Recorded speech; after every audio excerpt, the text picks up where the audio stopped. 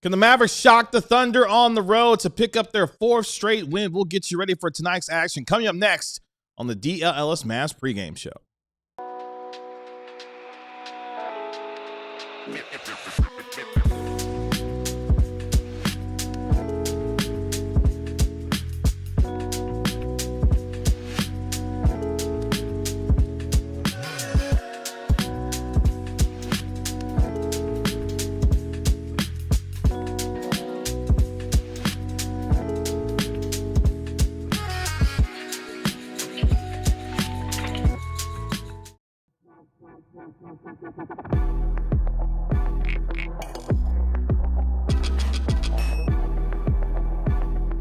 Welcome to the DLLS Mavs pregame show powered by Michelob Ultra. Cheer on your team with Michelob Ultra at 2.6 carbs and 95 calories. It's a superior smooth taste worth playing for. Michelob Ultra, official beer sponsor of the NBA. Kevin Gray alongside our DLLS Mavs analyst Bobby Carella. We are DLLS Mavs, your favorite guys, covering your favorite team every single game night, especially when they take on the Oklahoma City Thunder, looking to break the Thunder's 13-game winning streak. We'll get you ready for tonight's action over the course of the next half hour with who's in, who's out. We'll focus in on our Mavericks player spotlight. Plus, our DLLS Mavs beat writer Ron Harrod Jr. going to be joining us live from Oklahoma City, Oklahoma, as he is on the scene tonight to cover tonight's game on this fantastic, fun Friday. Bobby Carella, how we feeling? I'm feeling good. It's the debut. The debut. Wait a minute. Let me turn off the screen. Oh, it's the new tablet. I want to see my screen. Of the tablet. Oh, let's go. Give me that close up. And on the back side, it's got the little keyboard thing too, so okay. I can kind of I can hang on. Look how easy I make it look. Oh wow. Oh, boom. Now I got a whole setup. It's Carella-Strader's new tablet. Yeah. Now I want to keep this for more for personal use, whereas my laptop is for work. But I didn't charge my laptop before coming to work today. And so I'm using my personal.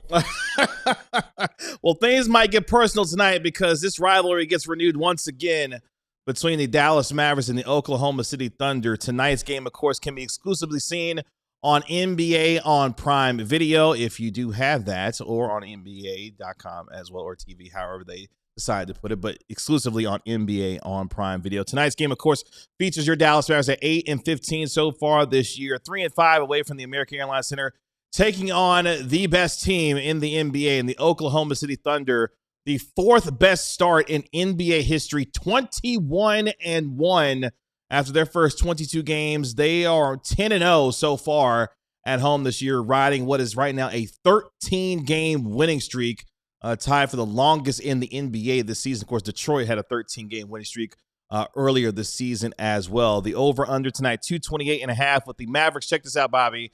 A 15.5-point underdog tonight on the road against the Oklahoma City Thunder. Let's let you know where both these teams are coming into tonight's game. The Mavericks, of course, sit a game and a half behind the Blazers for the 10th seed in the Western Conference, coming off their third straight win on Wednesday night when they took out Tyler Hero in the Miami Heat in what was a 118-108 win to extend their longest winning streak of the season to 3. The Mavericks, though, just 4-10 against the Western Conference so far this year, and just 3-9 against teams 500 or better so far this year. The Mavericks are in the first night of a road home back-to-back. They got the Oklahoma City Thunder tonight. They'll be back to Dallas tomorrow night to take on Kevin Durant and the Houston Rockets at the AAC. Meanwhile, the Oklahoma City Thunder, as I mentioned, 21 wins in their first 22 games, the best record in the West and the league overall. 4.5 games clear already of the Los Angeles Lakers, who sit in the second seed as they're in action right now against the Boston Celtics. The Oklahoma City Thunder, winners of 13 straight games. They got a win on Tuesday night, what was a 124-112 win over the Golden State Warriors. So far this year against the Western Conference, the Thunder are 17-1, their lone loss to the Portland Trail Blazers. They're also 5-0 against teams 500 or better so far this year. This team in Oklahoma City is literally beating down everything in front of them. They have the best point differential in the league, averaging, over 15 points in terms of point differential, a plus 15.3 to be exact. They are playing 3 of their next 4 games at home, with their next game coming in the road on Sunday against the Utah Jazz. That kind of gets you where both teams are coming into tonight's game. Let's turn to my guy Bobby, the co-illustrator for his scouting report on this Oklahoma City Thunder team. Well, listen, I'm going to tell you a few reasons why I think the Thunder will win, and then I'm going to give you all the reasons why I think the Mavs will win. Okay, let's go. So my scouting report is about copium and hopium. All right. So on the one hand, the Thunder, like you said, they're 21-1. They have the best point differential in the league, one of the best point differentials of all time. Okay, they're on record on pace to have one of the best records in NBA history. They won 18 or 19 of their first 19 or 20 games without Jalen Williams, who was their second best player last year and had a case for Finals MVP. And now he's coming back. Okay, he's back in the mix and getting better every single day. They force 1 million turnovers. They're so good at the point of attack, and the Mavs struggle with not only passing but also with dribbling at times. Very fundamental. Get the ball across midcourt. That's pretty hard for them. One of their bigs is out, and the Mavs have Anthony Davis. But the Thunder can shoot the ball. So it's not going to be like a rock fight. That's enough good things about OKC. Here's all the reasons why. There'll be more coming later. Sure. Here's all the reasons why the Mavs will win the game. Okay. Have you seen PJ Washington play against the Thunder before? Wait. I know. You're going to tell me that he's out tonight. And we know that. Uh-huh. But Cooper Flagg is better than PJ Washington. Oh, wow. And that's the way the Mavs can win the game. Are you convinced? Sure. Sure. Let me know in the chat. Let me know in the Terrell chat. Convince you I that drew the up the game Mavericks plan. can win tonight. Okay. That gets us to our lead story going into tonight's game, and it piggybacks off what Bobby was just discussing here. Can the Mavericks pull off the road win upset against this Oklahoma City Thunder team? A Mavericks team looking for their fourth straight win of the season, fourth straight win, which will be the longest winning streak of the season for them. A team, though, in the Oklahoma City Thunder looking to make history as they continue to tear through the league, looking for their 14th straight win, 11th straight win at home to start off the season as well. Dallas, though, you think about the rivalry that's developed over the years, Dallas has actually won 3 of the last 5 matchups between these two teams, and 9 of the last 15 matchups have actually been decided by 7 points or fewer. The Mavericks, though, look, man, they're dealing with a juggernaut in the Oklahoma City Thunder, obviously with the reigning MVP and Shai Gilgeous-Alexander, but they do bring the 4th best defense into the league tonight against the Thunder. The question is, Bobby, when you start to look at what is one of the best offenses in the league with the Thunder versus one of the best defenses in the league, the Mavericks are going to have their work cut out for them dealing with a team as good as the Thunder here. Yeah, I mean, they're the best team in the NBA. They're the defending champs, and they're probably going to win the title again. I'm trying to look up here. Again, you're talking to a first-time tablet user here, so I'm trying to figure out how to use the internet quickly. So I'm trying to find basically like when AD and Coop have been on the floor together since AD's come back, it feels like the Mavs have been pretty good. Whereas earlier in the season, for a variety of reasons, 1, AD was out of shape. 2, Coop was playing the wrong position. 3, the Mavs had another big out there. 4, they didn't have a point guard. Whatever. They were just getting worked. But I think the way that the Mavs have beaten the Thunder before is probably. I don't know if you can beat them that way anymore. The Mavs aren't playing 5 out in the way that they are able to sometimes against the Thunder. Even if they have one big, you have a bunch of guys that can drive and attack closeouts and stuff. They don't necessarily have that on this team because Nembhard doesn't drive to shoot. Clay doesn't really drive at all, and when he does, he doesn't get all the way to the rim. Like both Clay and Nembhard have to pull up from the mid-range, so it's not like collectively they can just eat on the inside. But if Coop and AD together can dominate, then that's their best ticket. But it's really hard for me to talk myself into the Mavs scoring enough to keep up with OKC. The Mavs are going to have to win this game on defense. They have to keep OKC below like some arbitrary number, like 110 points or something. If they get to like 120 or 130, it might be church.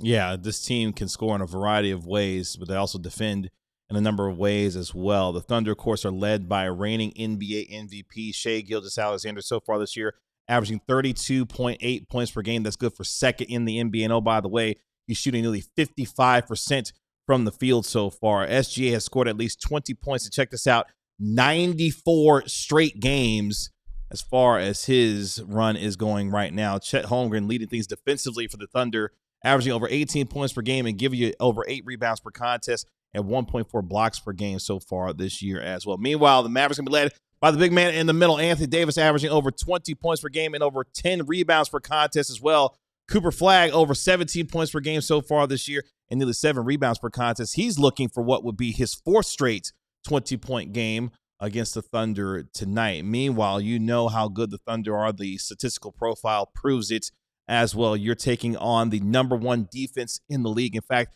a defensive rating of 103.8 for the Thunder so far. The next closest to them are the Houston Rockets at about $110. So that gives you an idea of the distance between first and second right now in the defensive rating. Number 5 in offensive rating, which gives them a number 1 overall net rating so far this year. Number 5 in field goal percentage. Number 10 in what is also 3-point percentage as well. And they're the number 2 free throw shooting team through their first 22 games this season. The Mavericks and Thunder, of course, playing the second of 3 matchups this year. The only matchup, though, in Oklahoma City for the 25-26 season. Of course, these two teams met back on what was October 27th at the American Airlines Center in what was a 101-94 loss, where the Thunder led by 22 points with about 10:25 left in that fourth quarter. The Mavericks engaged in what was a furious comeback in that game. In fact, they had a chance to tie the game with 25 seconds left, but a D'Angelo Russell missed a three-pointer, unfortunately went awry, and the Mavericks weren't able to complete the comeback as the Thunder were able to handle their business in the end, knocking down free throws to salt it away.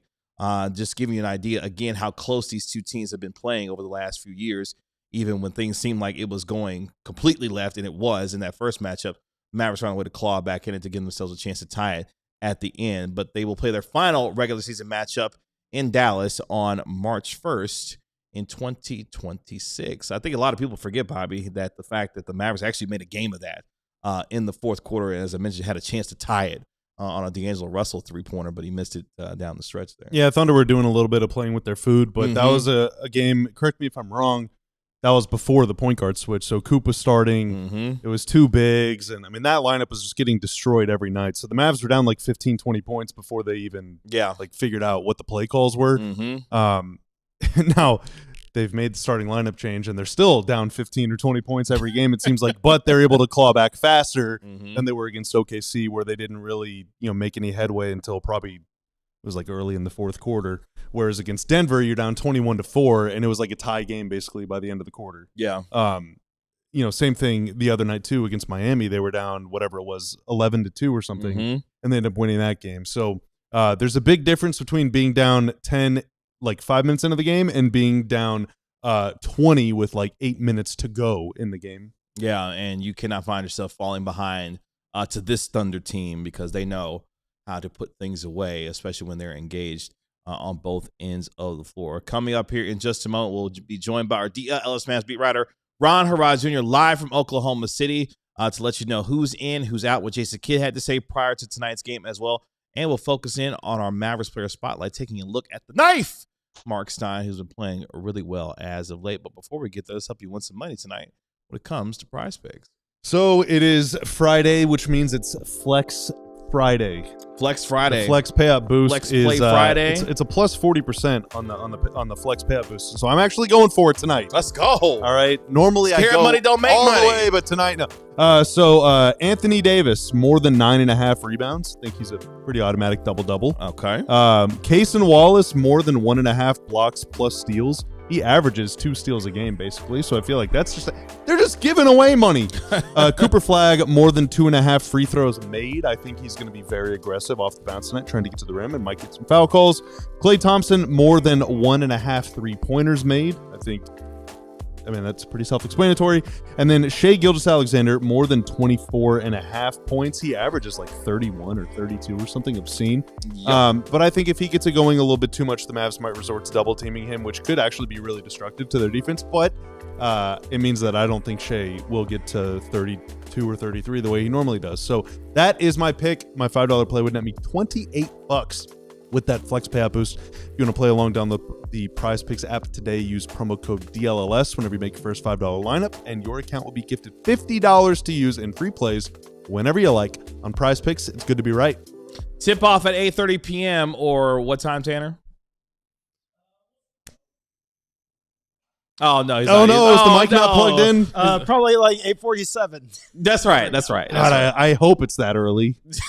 Of course, the Lakers game is a blowout at least, so that might help. It is. Tip off at 8:30 ish on NBA on Prime Video. The championship games says that the 15.5 point spread disrespectful. Did you think that was a little disrespectful to the Thunder, to the Mavericks? Oh,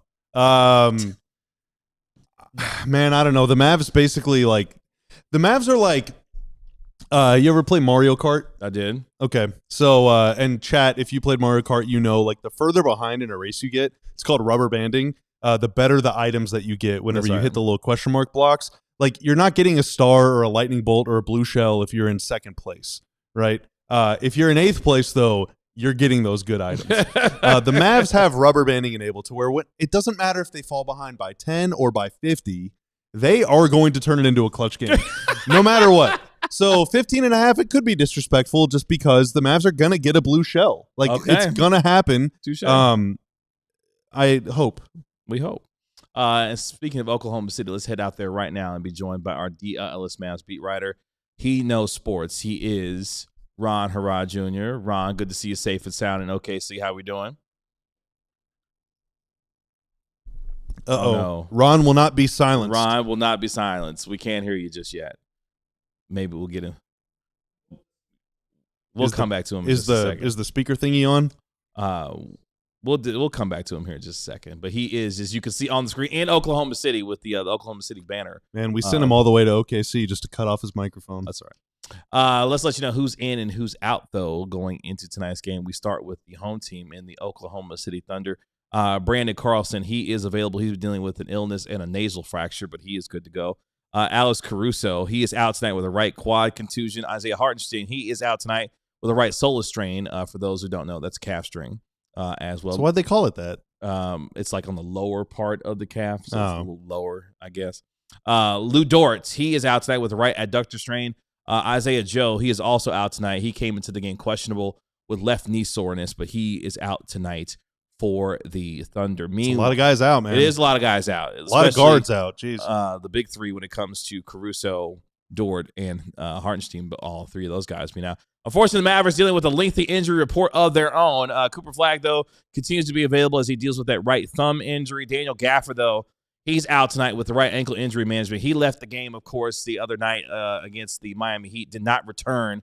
We'll see what his absence will look like. PJ Washington, unfortunately, will miss what will be his 4th straight game with the right ankle sprain that he suffered before the game against the Clippers, where he slipped on an errant basketball and has been out ever since with that right ankle sprain. He came into the game questionable. Derek Lively II, he is out tonight. We've got a report from the Mavericks that he is experiencing swelling in his foot and is seeking multiple opinions about that foot. Now, you saw earlier this week from our very own Abby Jones, who was at the event with Daniel Gaffer and Derek Lively, that he was in a walking boot on his right foot, and the Mavericks announced that he is going to be seeking multiple opinions to figure out what is going to be happening. There's no timetable, though, for his return at this particular point. Everything you just said over the last 20 or so seconds has made me so indescribably sad. I'm same, man. Same. Like, it's just... Why did you do that? Well, look, man, I feel terrible for him. The fact that he's continued to deal, whether it's knee issues, foot issues. Obviously, you can find how well chronicled it's been and what unfortunately happened with him, the medical team, and how he was. Look, man, it's just been a really sad situation for Derek Lively, and hopefully there's some type of resolution to it, because they could use a big man like him, but unfortunately, he just can't stay healthy. Try again. Is my audio working now? Hey, there you go. Okay. You know what? The Thunder are doing something to try not to let me give the key info, and that's why I wasn't working, everybody. Well, we got you now. In fact, speaking of Derek Lively, what did Jason Kidd have to say about Derek Lively prior to tonight's game? Yeah, so he was asked just about like, what does it kind of feel like? What do you think he's going through? And he said he wants to play. Unfortunately, he can't play right now. Hopefully, as he goes through this process of finding other opinions of what he should do, it brings like a solution, a resolve is the word that he used. It didn't sound like extremely optimistic, in my opinion, but it also didn't sound like it was down. It kind of sounded like Jason Kidd kind of is feeling for Derek Lively. I mean, he's a young player, has had a bunch of injuries. It's kind of out of your control as a player. And we didn't get like a timeline or when it would happen. It's just like, hey, he's going to get opinions and then kind of we'll see, shrug emoji. So I guess we'll see. I believe if I remember the statistic correctly, Derek Lively has played 96 games. Tonight would be his 90th missed game as a member of the Dallas Mavericks. The thing you never like to hear second opinion. That's like a real dark phrase. But yes, I'm going to be honest with the way that his injuries have been handled, or really lack thereof. Multiple opinions don't sound like a bad idea. Throughout the course of 2025, he should probably get a second and third and fourth opinion. Sure. He should probably omit the Mavs' opinions about his extremities from now on, because I don't know. I mean, he could be a victim of bad luck, of circumstance. It could be everything that they've done so far has been the right thing, except for that one thing that was highly publicized and reported on that led to a fist fight or something. That's and right. HR had to get involved, whatever. That's right. I do not believe that there is much reason to be okay with the way that the Mavs have handled his injury. Yeah, over the last, this is now 11 months. Yeah, it's been extremely sad. That's the only phrase I can think of. It's just extremely sad. He's a talented player. He's a good dude who plays hard, plays well when he's on the floor and available. It's just unfortunately. Let's go. The championship games, just becoming a member, joining the supporters club. Yeah, let's go. Let's go. Games. Thank you so much. Yes, sir. We appreciate that, Patrick. Thank you so much. No, I'm just joking. I'm just joking. Let's get to our Mavericks player spotlight, and we focus in on the knife, Mark Stein. Najee Marshall has been playing really well as of late. In fact, in his last 5 games, giving you nearly 14 points per game, shooting over 55% from the field. Starting to heat up from the three-point line as well, shooting nearly 37% from downtown. He's also crashing the glass, giving you nearly 6.5 boards per contest and over a steal and a half per game as well, coming off a really nice performance on Wednesday, fellas, where he, of course, had 18 points, going 8 of 12 from the field with 4 assists and 2 steals as well, and really, Ron, helped put a stamp on that game against the Miami Heat in the win for the Mavericks.